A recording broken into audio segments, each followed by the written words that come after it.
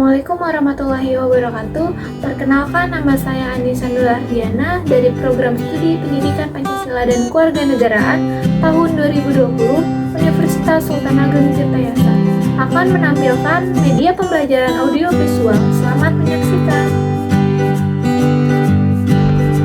Media pembelajaran SMP kelas 3. Kompetensi dasar 3.1, menganalisis kasus-kasus pelanggaran hak asasi manusia dalam perspektif Pancasila untuk mewujudkan harmoni hak dan kewajiban asasi manusia dalam kehidupan berbangsa dan bernegara.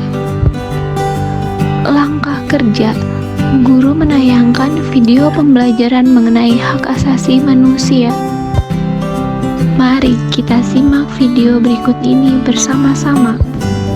Tahukah kalian apa itu hak asasi manusia? Hak asasi manusia adalah hak dasar yang melekat pada diri seseorang yang secara kodrat merupakan anugerah Tuhan Yang Maha Esa dan tidak dapat diganggu-gugat. Ada pula pendapat para ahli mengenai hak asasi manusia, di antaranya yaitu yang pertama, menurut Johan Luc, hak asasi manusia adalah hak yang langsung diberikan Tuhan kepada manusia sebagai hak yang dikodrati. Oleh sebab itu, tidak ada kekuatan di dunia ini yang bisa mencabutnya. HAM memiliki sifat mendasar dan suci. Yang kedua, menurut Prof. Dardi Darmodiharjo, hak asasi manusia adalah hak-hak dasar yang dibawa manusia sejak lahir sebagai anugerah Tuhan Yang Maha Esa.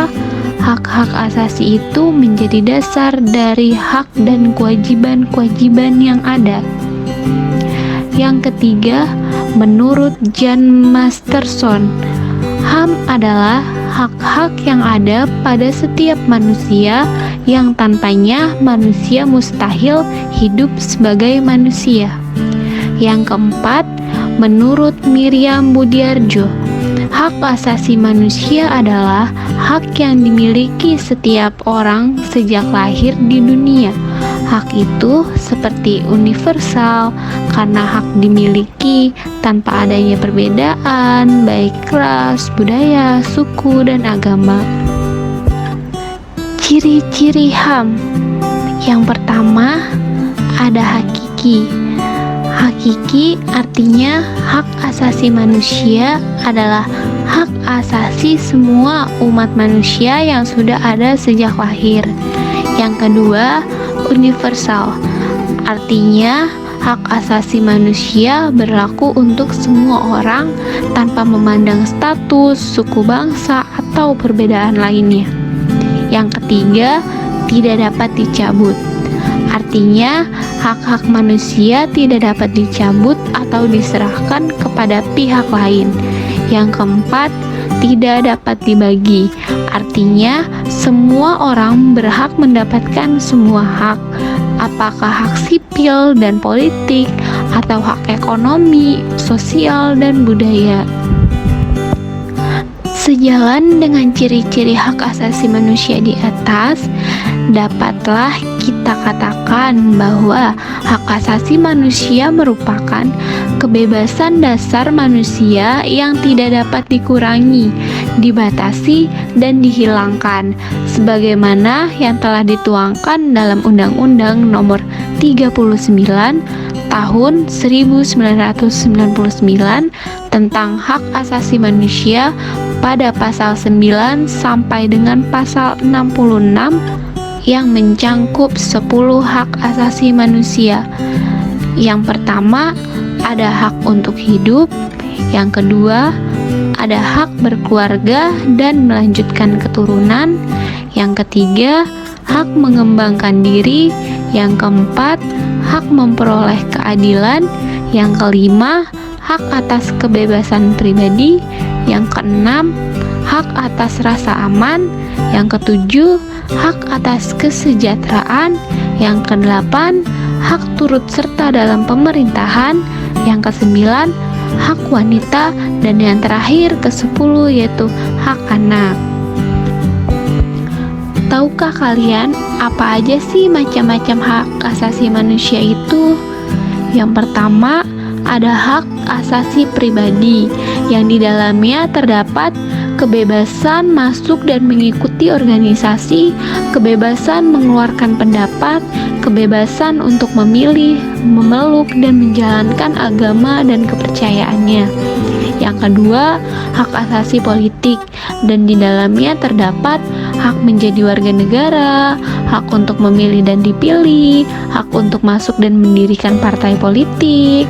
Yang ketiga, yaitu hak asasi ekonomi, yang di dalamnya terdapat hak memiliki, mencari, dan mengumpulkan kekayaan, kebebasan memiliki pekerjaan, hak untuk menjual, membeli, dan menyewakan. Yang keempat itu ada hak asasi hukum, hak untuk mendapatkan perlakuan yang sama dalam hukum dan pemerintahan. Yang kelima ada hak sosial dan budaya, yang di dalamnya terdapat hak untuk mengembangkan dan berprestasi dalam kebudayaan, hak untuk mendapatkan perlindungan terhadap karya cipta, hak untuk mendapatkan pendidikan, kesehatan, kesejahteraan, dan pendidikan lainnya. Apa aja sih contoh dari pelanggaran hak asasi manusia di Indonesia ini? Yang pertama, kerusuhan Tanjung Priuk pada tanggal 12 September 1984, di mana 24 orang tewas, 36 orang luka berat, dan 19 orang luka ringan. Majelis hakim menyatakan seluruh 14 terdakwa bebas. Yang kedua, penembakan mahasiswa Universitas Trisakti pada tanggal 12 Mei 1998, di mana setidaknya ada 4 mahasiswa yang tewas. Mahkamah militer memvonis 2 terdakwa dengan hukuman hanya 4 tahun penjara. 4 terdakwa hanya 2-5 bulan penjara, dan 9 terdakwa hanya 3-6 tahun penjara. Dan yang ketiga, penculikan aktivis pada tahun 1997 sampai dengan 1998, di mana ada 23 orang yang dinyatakan hilang. Dengan rincian, 9 diantaranya sudah dibebaskan dan 13 orang lainnya belum ditemukan hingga saat ini. Adapun contoh dari pelanggaran hak asasi manusia di dalam lingkungan sekolah. Yang pertama, seorang siswa dengan sengaja mengejek, mencemooh, dan menyiksa siswa lainnya. Yang kedua, seorang siswa secara paksa menganiaya dan memalak teman-temannya. Dan yang ketiga, seorang siswa secara sengaja terlibat tawuran dengan pelajar lainnya, baik dengan siswa sekolah lain ataupun teman-teman satu sekolahnya. Dan adapun contoh pelanggaran hak asasi manusia yang ringan dan berat di Indonesia. Yang pertama itu mencemari lingkungan. Yang kedua, pencemaran nama baik. Yang ketiga, melakukan diskriminalisasi dan intoleransi. Yang keempat, merampok dan mencuri. Yang kelima, berbohong. Yang keenam, tidak mendapatkan layanan pendidikan dan kesehatan yang memadai. Yang ketujuh, tidak diberikan kesempatan untuk menyatakan pendapat. Dan yang kedelapan, penghinaan. Bagaimana, sudah paham bukan? Langkah kerja selanjutnya, pertama, siswa dibentuk ke dalam 7 kelompok yang nantinya akan diberikan sebuah pertanyaan-pertanyaan kepada siswa. Kedua, masing-masing kelompok diminta untuk menjawab semua pertanyaan-pertanyaan tersebut. Ketiga, Masing-masing kelompok berdiskusi, dan setelah selesai diskusi, perwakilan dari masing-masing kelompok mempresentasikan hasil kerjanya. Keempat, guru menanggapi dan memberi pembetulan terhadap hasil kerja masing-masing kelompok setelah presentasi selesai dilakukan. Lembar kerja siswa, alat dan bahan. Yang pertama, pulpen, dan yang kedua, kertas folio.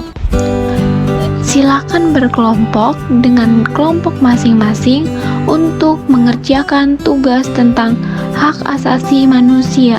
Selamat mengerjakan. Nah, sekarang sudah paham bukan? Video tersebut adalah media pembelajaran audiovisual tentang hak asasi manusia. Semoga bermanfaat. Sekian dari saya, kurang lebihnya mohon maaf. Wassalamualaikum warahmatullahi wabarakatuh.